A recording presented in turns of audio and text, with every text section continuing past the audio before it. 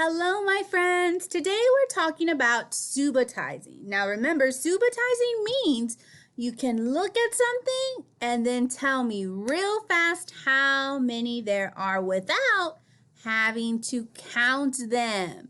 Now, normally when we practice subitizing, I show you dice and you have to figure out how many dots are on that dice and tell me very quickly how many there is without having to count.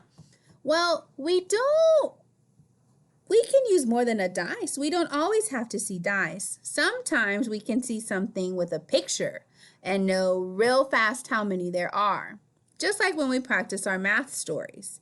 Also, we can use a 10 frame to see how many dots are in that 10 frame to see how many there are. So let me show you a picture. How many hearts are there? 1. We already know and we can see that there's just one heart. We don't have to count it. There's 1. Well, what about this one? How many dots are there? 3. There's only 3 dots. We know that's 3. What about this? How many marks are there? 2. We don't have to count them. We know that there's 2 lines. What if I put this many fingers up? How many is that? 4. We know that's 4.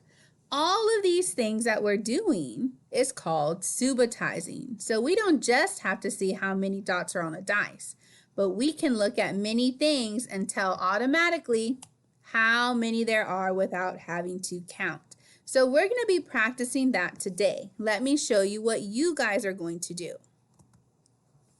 So I have a little chart here. Now, the number is what? What number is this? 0. So you're going to have to look for all the things that have 0 things. So let's take a look at 1. Ooh, this one has a lot of dots on there. That does not represent 0. But look at this 10 frame. There are no dots inside the boxes. That's 0. There's no dots whatsoever. So I'm going to grab a check mark here and put it over this one because that is 0. What about this? No, there's a lot of lines on that one. What about this one? Nope, there's 1 dot. That's 1.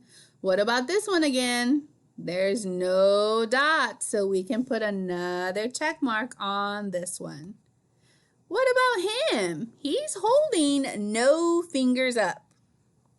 That means 0, so you're going to put another check mark for this one. Well, you're going to look at all the rest of the pictures and decide which one of these represents 0. Once you finish 0, you're going to go over and do number 1, and you're going to look for all the pictures that represent 1. You're going to do this for numbers 0 through 6. All right, my friends? So let's see if you guys can find all of them. I will see you next time. Bye, friends.